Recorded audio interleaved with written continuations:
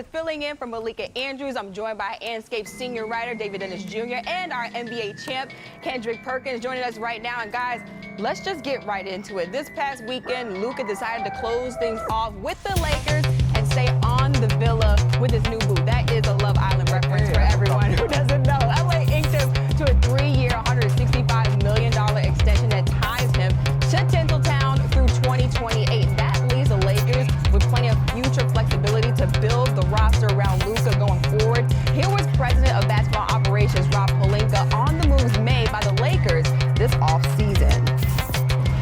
We like the upgrades we're able to make to the roster, but by no means are we going to be satisfied. I think every year we're on an infinite cycle to try to improve this team and win championships, and we'll stay committed to that work. All right, now welcome in our front office insider Bobby Marks and senior writer Tim Bontemps. And you guys put out a great piece on ESPN.com on what's next for the Lakers after Luka's extension. So Tim, I want to start with you. Now that they have clarity on Luka's future, what are the Lakers looking forward to right now? Well, as Rob Pelinka just said in that clip there, I mean, the goal for the Lakers every year is to try to win a title. And last year, they obviously lost in the first round in 5 games to the Minnesota Timberwolves, who went on to lose in 5 games in the Western Conference Finals to the Oklahoma City Thunder, who went on to win the title. So to get to be a championship team, the Lakers have a lot of work to do. Now, if you want to look at how are you going to build around Luka Doncic, go look at what Dallas did, right? You had a bunch of big two-way wings, some rim-running centers with him. That is a formula that's led to a lot of wins for Luka Doncic in the past. However, every team in the league is looking for two-way big wings that can shoot. So getting them with limited draft picks going forward and salary cap space going forward is going to be a problem. We obviously have the LeBron James question that's hanging over the Lakers. We'll see what happens with him over the next year. He could obviously be an unrestricted free agent next summer. And another fascinating unrestricted free agent next summer is Austin Reeves, who's on a below-market contract right now that the Lakers cannot extend him on. People I talked to around the league for this story thought he'd be making $30 million or more next year. That's a huge raise from where he's at now. And if you pay Austin Reeves that kind of number, you're signing him up to be the Jaylen Brunson or the Kyrie Irving alongside Luka Doncic going forward, which is a big question the Lakers are going to have to answer. Is he the right guy to pair with Luka Doncic going forward? So a lot of questions for this roster, one that obviously has some work to do to get where they want to go. And Rob Pelinka has his hands full trying to get this Lakers roster to a championship caliber level in a Western Conference led by the Thunder and the Rockets and all these other contenders up and down the lineup. Yeah, we'll keep an eye on the Reeves situation also. But what everyone wants to know is what's next for LeBron James. Perk, I see you right there. Would you got something for me?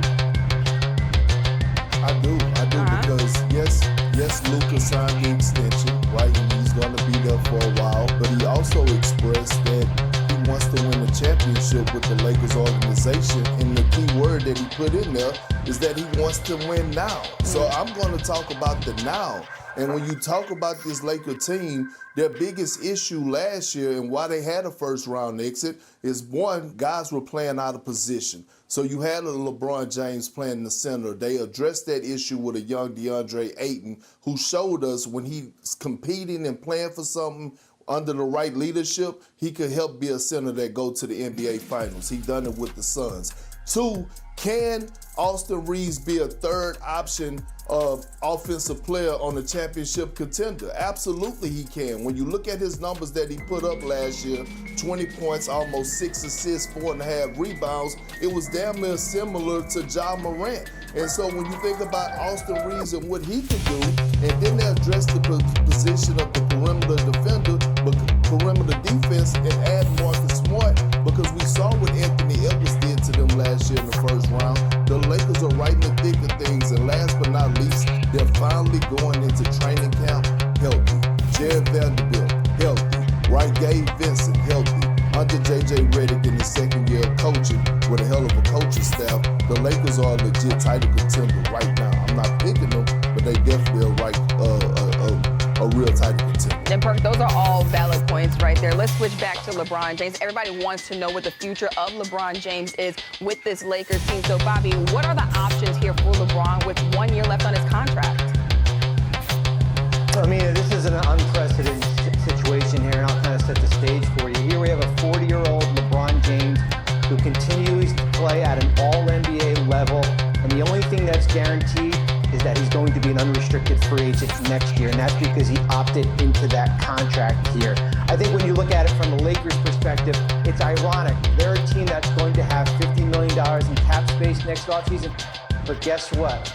The two best free agents out there are LeBron James and certainly Austin Reeves here. So it's certainly going to be a situation that we continue to monitor as this situation goes throughout the year. I think the big question for me is what happens if this Lakers team struggles during the course of this year, and if they fall out of the top 6 of the Western Conference. Would they ever entertain moving off LeBron James? It does become complicated, certainly from a trade shooter standpoint, but I think we know for one thing, when LeBron James does become a free agent next offseason, there's going to be a line of teams out there willing to sign him if he wants to continue playing basketball. Yeah, a lot of different X factors with this Lakers team, but David, I want to ask you, what chances do you give the Lakers, as they're constructed right now, to win a championship with Luka?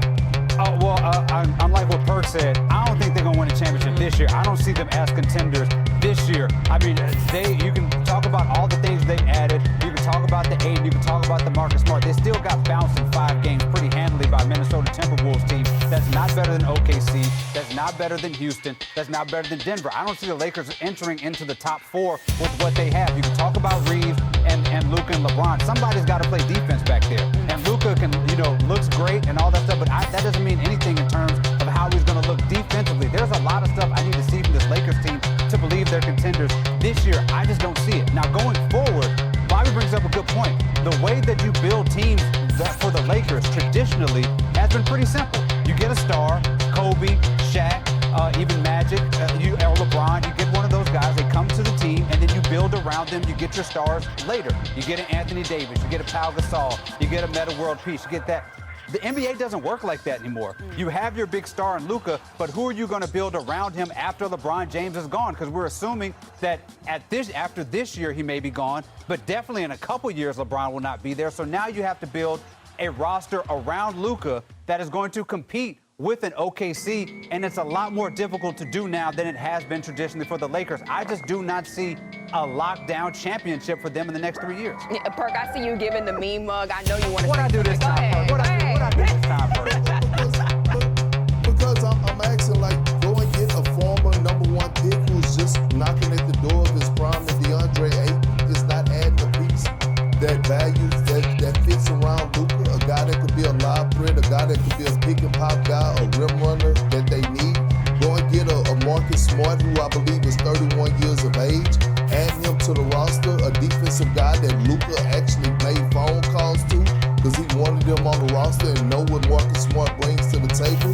Is not building and going in the direction of adding pieces. That is adding pieces. That they did an exceptional job, especially at the number that they got those 2 guys. Yeah, I feel like we can go on and on about this, but Montez, I want to get you in here as well before we wrap things up. What are your thoughts on the Lakers in that championship window? I mean, the championship window probably starts after this season, and with the runway that the Lakers have been given by Luka Doncic with him signing this 3-year extension to give them the opportunity to be patient and build this team out around him. But as Bobby laid out, the challenges in doing that are that it is not going to be as simple as, let's have a bunch of cap space next summer, let's sign the best players available and build a super team. That's not really an option. Guys are extending now, and as Bobby said, the 2 best free agents next summer might be LeBron James and Austin Reeves. And for a team that's only got a couple of first-round picks to trade and has a lot of holes to fill, we will see if they're going to be good enough. And one thing about this year's team, one thing to watch, there's 7 or 8 guys that are playing for contracts on this team, including Austin Reeves, including LeBron James, including Marcus Smart, including DeAndre Ayton. That is going to be an interesting dynamic for J.J. Redick to monitor in his second year with the Lakers and to see how he can balance all that out. It's going to be a fascinating season as always in L.A., and we'll see how it shakes out. Yeah, I'm not going to lie, y'all. I got to see it to believe it. I'm with you, David. I really don't think that it's a championship year. I think it's maybe like a year or 2 away. But, I mean, they have the right pieces right now. Sorry, Perk. I see in the NBA. Well, all these moves may be hard to stomach for Celtics fans, I'll tell you that. But, Bobby Marks, how can these changes that Boston has made maybe help them find success down the road?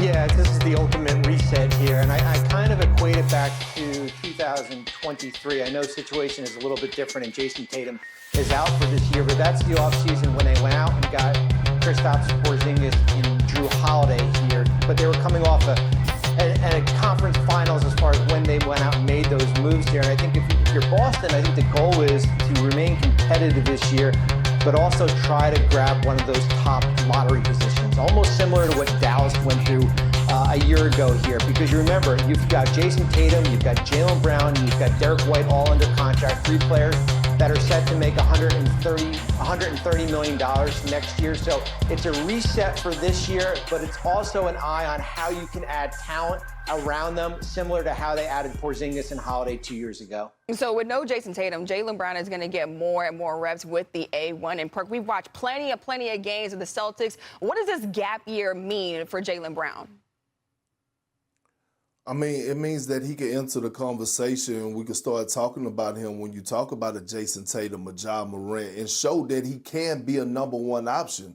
I believe this is a moment for JB to go out there and show that he could be a 20 point per game score, 28 point per game score to 30 point per game score. And I believe he's ready for the mission. We know vocally he's a leader, but go out there this season in the full 82 games and display it on the floor. Also, look, I wouldn't just count this Celtic team out and think that they're going to be in the lottery. I believe this team is going to make the playoffs and through the play-in tournament. We have to remember over the last 3 seasons, their home record, which has been the best in the NBA, has been 97-23 over the last. So you take a Peyton Pritchard, Sam Hauser, or Joe Mazzulla who feeds off adversity, and you get this Celtic ball club that's going to be hungry and doubted. They're going to be right there in the thick of things in the Eastern Conference. Yeah, Perk makes some good points right there. But with Jaylen Brown on the floor, David, all eyes are going to be on him offensively. What do you expect to see from him in this gap year? Yeah, I think this could be a real star-making year for Jaylen Brown. We talk about in a way similar to a few years ago, if you recall, with the Pacers, with Paul George, when Danny Granger went out, Paul George really made that leap to be a star. We even go back further than that. Tracy McGrady with the Magic, Grant Hill was out, he became a star. Jaylen Brown, of course, we already know is the Finals MVP, but he's always been seen as the second guy to a Jason Tatum. I think success for the Celtics in terms of Jaylen Brown is concerned is you come at the end of this season and you look at a guy, as Perk said, who puts up 28 points, who shows a ton of leadership, and does actually get this team in that play-in, and you can say we have a 1 and a 1A because Jaylen Brown has made a true ascension to that next level by being the guy with Boston. I think that can be a net positive for them. Yeah, there's plenty of room for Jaylen Brown to really show the rest of the league who he is. And the one thing that stands out to me, though, is even though that this is going to be labeled as a quote-unquote gap year for the Celtics, the East is still wide open, as you can see right there. So if Cleveland and New York are shoe-ins for the top 2 seeds, who do you think is the 3rd best team in the East?